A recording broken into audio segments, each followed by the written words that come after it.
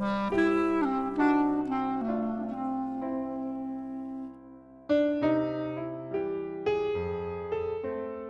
everyone, it's Danny Schur, Winnipeg composer, producer, writer, and welcome to my backyard.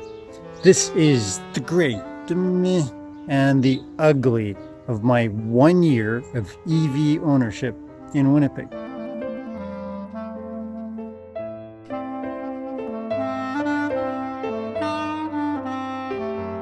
Okay, first some background. Ouch, mosquitoes.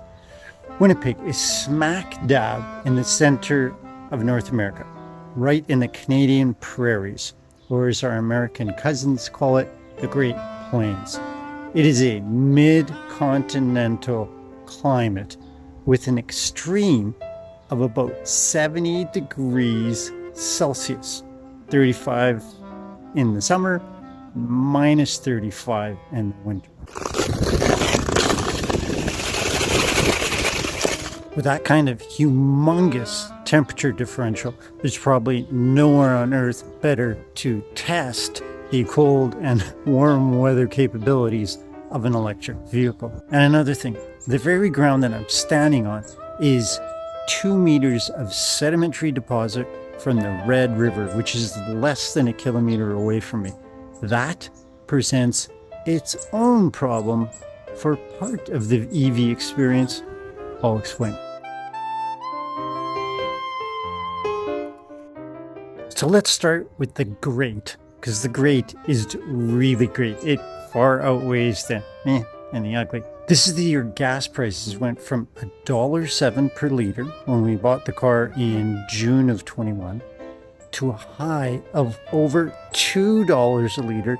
Subsequently, it's leveled off a bit and it's currently $1.07. By our estimates, we're saving $5,000 a year just on gas savings alone.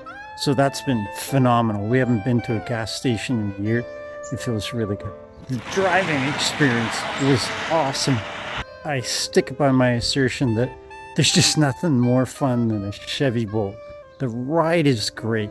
It's got the batteries underneath the floor, so it sticks to the road, especially on icy roads. Many people ask me over the course of the year, how does it do in the winter? That's definitely part of the great. You know how an internal combustion engine just kind of labors when it hasn't been plugged? Sounds like the pistons are going to pop out or just not even get going because of the cold. Well, you get in an electric in the winter, press the button and it doesn't make any sound, just like the rest of the year. It just turns on silently and goes. It's quite miraculous that way. It did phenomenally in the cold. And Manitoba, as I pointed out in my other video, is the best place on the planet to have an electric because our grid is like 99% green from hydroelectric power. And now the meh part of the equation. In an effort to make the wheel wells really aerodynamic, the distance between the wheel well and the wheel is teeny. So in this past super snowy, icy winter, that space just got packed up with snow. It would regularly need a bashing out with my special steel rod that I created for the job when I come home. Not the biggest deal, certainly other cars, internal combustion or otherwise, that have that small space won't do so well with that ice and mush smushing in the wheel well. But honestly, that was like one of the only things that I could pick as a negative about the experience. And of course, there's range lessening in the cold, but it's not even as much as you'd think, and it's way less, my mechanic points out, than internal combustion engines, which can be as much as 60 to 75% less efficient in the winter. You just don't think about it because you just fill it up with gas. I estimate that the range loss is about 1% for every degree below zero. So it's minus 30 Celsius, it's going to lose about 30% of the range. It's minus 40, it's going to lose 40% of the range. thankfully, even in cold, snowy Winnipeg, that only occurs for about a month. And then you see the range creeping up, up, and up until in the summer, you get the range bonus. So even that meh was just the way it's going to be in a cold climate.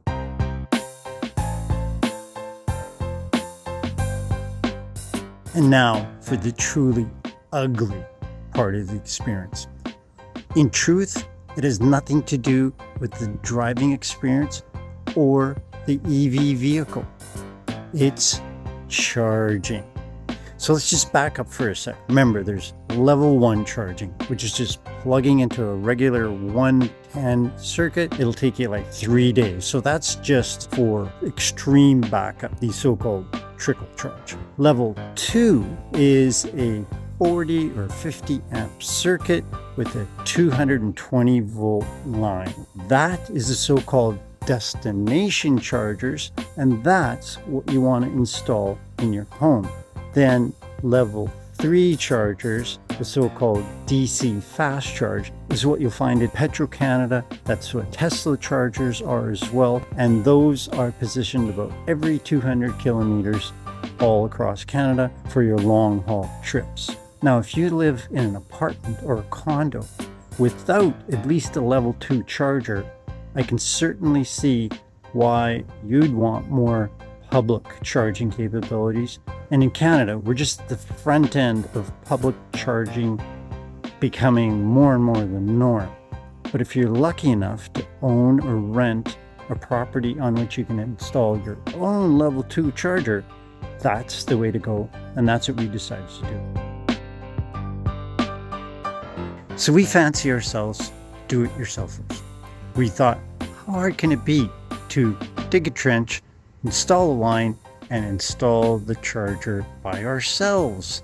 And in truth, in any other city than Winnipeg, it would have probably been infinitely easier. The electrical line from the house goes along the sidewalk right here up to the garage. So we thought, let's stay away from that. We thought, keep it as far away as possible. And so we decided, let's go beside the fence over here, or at least on this side of the trees, until we encountered Red River Gumbo. When this stuff is wet, it's like hard ice cream.